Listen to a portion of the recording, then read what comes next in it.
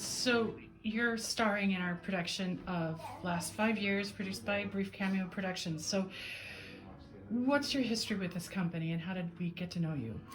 Yeah, so I had the pleasure of singing in Brief Cameo's very first performance, very first production last year. I sang Sarah in Ragtime. And I have worked with both Jim and you, Jill, on quite a few productions over the years, going back to, if we go back to the Yale days, but that is how I first met Jim. Was a stage manager on many of the operas that I sang in while I was a student in grad school at Yale, and Jill, you were my coach there. Yeah. We're about to produce The Last 5 Years, which is a 2-person show, and Lisa's playing the wife, and we have Ryan, who's brilliant, who's going to play the husband, and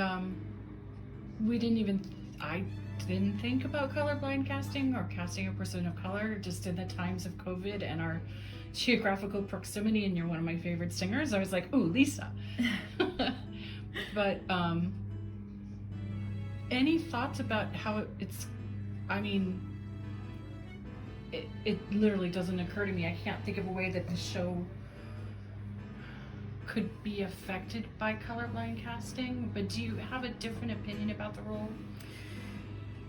The first thing that I thought of, actually, when the only little bit that I thought was, right, he talks about being Jewish, but I don't have to be Jewish. No. Because he sings a whole song about that. So as long as I think, you're not, I think it's really open-ended. It could be... Yeah.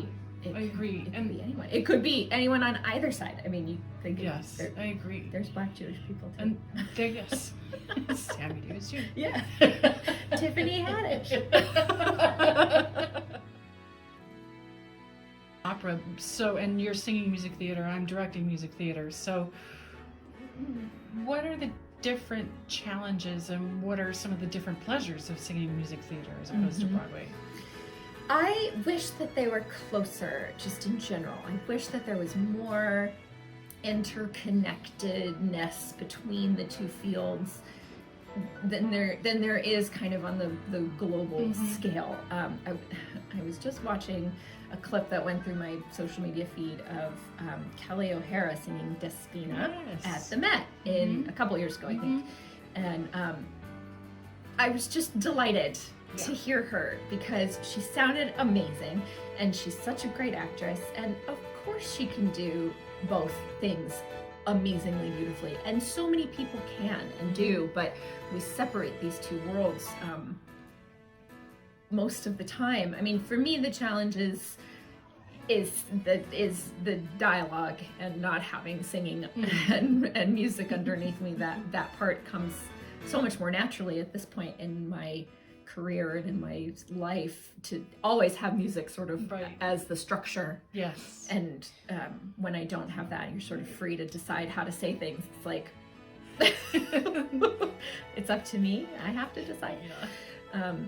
But it's also fun because you don't have the structure and you can be free to change things and do things how you want. But also I think the style of singing is so much closer in musical theater to what we're used to hearing as Americans in the 21st century, and oftentimes how so many singers end up in the field of singing because we grew up with these Disney musicals and Broadway and Broadway, soundtracks and everything. I mean, one of the first memories I have, my family was musicians, professional musicians, but I fell in love with The Little Mermaid as a first grader. And I had a Little Mermaid room, and I had the movie, and I had, it was just to hear singing and story put together. And I don't think that's uncommon for people of my generation to say, I fell in love with music through, it may be it may seem a little silly, but that's how we interacted with it. And so musical theater through the lens of Disney is a very understandable thing, I think, for most people, and that's what makes it fun. So you sang beautifully for us in this great production of Ragtime, which we all didn't realize was probably going to be one of our last shows. Yeah. Before. Yeah, early January 2020. I did squeeze in a Mozart Requiem at the end of that month, but otherwise, that, you know, January and February, that was it for most performers. Yeah. Some I think got through March, but like maybe into March, but things were pretty well shut down by mid-March. So. Yeah. And Jim and Alan and I keep saying last year when we did this, and we keep saying to each other, it's not last year yet. Right. It just feels like it. Right. This is all the same year. Which is interesting as we're starting to nudge up to a live performance. Yes. Inside with singers. Yes. And we've taken all the precautions we have been able to. We're complying with every state law. We're always erring on the conservative side of everything. Yeah. But we do want to take this first toe into the water of live performance for the last 5 years, because it's such a safe show to produce, in that it's only 2 cast members. Right. It's under 90 minutes, which means there's no intermission because we can't offer our audience bathrooms. Yeah. So that works. And then the band for the orchestra is actually very small. It's keyboard, conductor, and 5 string players. So there's no woodwinds. Right. So we can actually socially distance those orchestra people. If we want to put screens up, we'll determine that as the state of the state happens in January. You could all be masked without any issues. Right. I mean, it's hard to get much safer than that. Yeah, and our audience is automatically in that theater always more than 25 feet away. So, and that's the rule. Also, there's a rule for gathering spaces. And how many people we can have inside the theaters. Already worked all that out. It's already in our ticketing system. If you go to buy tickets on our website, there's no way you can break the rules. Right. So it's all set up as safe as we can make it.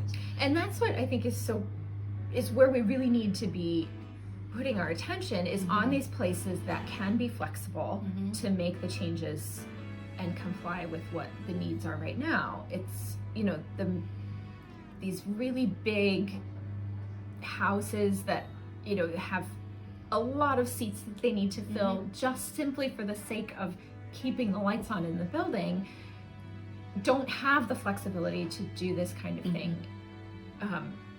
So places like the Ivoryton Playhouse, Brief Cameo, that can be really flexible in how to present, that's who's gonna ride this out and still be standing on the other side, you know, with new ideas and ways that we can move the entire industry forward. Yeah.